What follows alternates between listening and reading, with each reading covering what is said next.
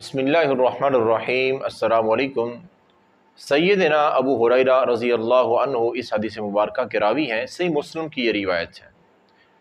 اب مسئلہ اصل یہ ہے کہ جب نماز با جماعت شروع ہو جائے، فرض نماز کی جماعت جو ہے وہ کھڑی ہو چکی ہے، شروع ہو چکی ہے، تو کسی نمازی کا بعد میں آ کر الگ سے نماز شروع کرنا بالکل جائز نہیں ہے۔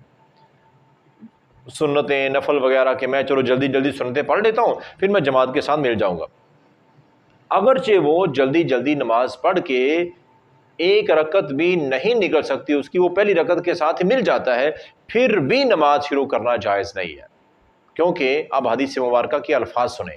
اذا اقیمت الصلاۃ فلا صلاۃ الا المکتوبہ، پیارے آقا علیہ الصلوۃ والسلام فرماتے ہیں کہ جب نماز با جماعت کھڑی ہو جائے تو پھر کوئی نماز ہوتی نہیں ہے سوائے فرضی نماز کے۔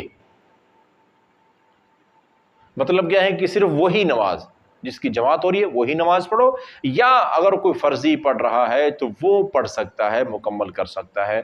مطلب کیا ہے، ایک بندے کی ظہر کی نماز رہ گئی ہے، سفر میں تھا، ابھی مسجد میں پہنچا ہے تو عصر کی نماز کا ٹائم ہو گیا، ابھی عصر کی جماعت کھڑی ہونے میں کچھ ٹائم ہے، تو وہ کہتا ہے کہ چلو میں جلدی اپنے پہلے نا وہ ظہر کی نماز کی قضا ہی دے لیتا ہوں۔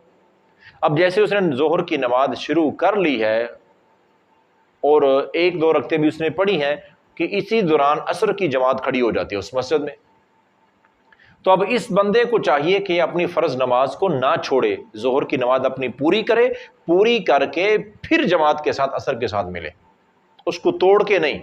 ہاں اگر سنت نفل پڑھ رہا ہے تو پھر اس کو چھوڑ دے، کیونکہ وہ تو قبول ہی نہیں ہے۔ اللہ تعالیٰ کے پیارے نبی صلی اللہ علیہ وسلم کا فرمان ہے فلا صلاۃ، تو نماز کوئی ہے ہی نہیں، نماز ہوتی ہی نہیں ہے، کوئی بھی نماز نہیں ہوتی جب جماعت کھڑی ہو جائے فرض کے علاوہ۔ فرض پڑھ رہے ہو تو وہ پورے کر لو، اگر سنت نفل پڑھ رہے ہو چھوڑو، جماعت کے ساتھ مل جاؤ۔ یہی دین اسلام کا، شریعت کا قانون اور اصول ہے۔ تو اللہ سے دعا ہے اللہ تعالی ہمیں ان مسائل کو سمجھ کر سنت کے مطابق نماز پڑھنے کی توفیق عطا فرمائے۔